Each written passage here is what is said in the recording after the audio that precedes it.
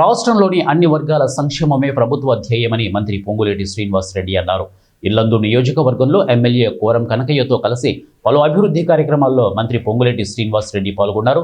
టేకులపల్లి మండలంలో high level బ్రిడ్జిల నిర్మాణాలు, BT రోడ్ల పనులకు శంకుస్థాపనలు అనంతరం ఇల్లందు మండలంలో జరిగిన కార్యక్రమంలో పాల్గొన్నారు. అన్నదమ్ములకి మనస్ఫూర్తిగా శిరస్సు వంచి పేరు పేరున హృదయపూర్వక నమస్కారాలు, వందనాలు. చాలా సంతోషం. పోయినసారి ఇదే రోడ్డు శంకుస్థాపనకు వచ్చి ఆ రోడ్డు పూర్తి చేసుకున్నాం. ఆ రోజున ఆడబిడ్డలు 2 కోరికలు కోరారు.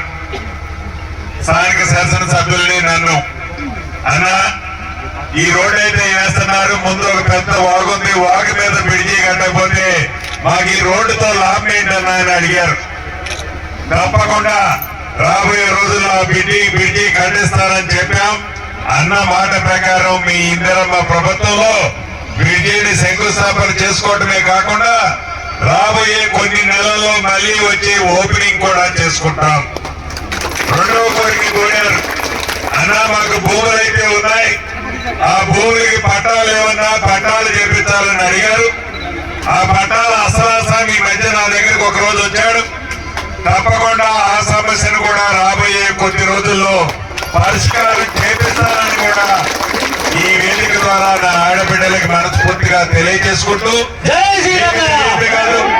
ఇందిరమ్మ ప్రభుత్వంలో పేదవాళ్ళ కన్న కళలు నెరవేర్చే దాంట్లో భాగంగా మొన్న ఉగాది నుంచి సన్న బియ్యం ఇయ్యటమే కాకుండా 10 సంవత్సరాల నుంచి కొత్త రేషన్ కార్డు కానీ కొత్త పేరు కానీ కోర్టులలో చేర్చలే.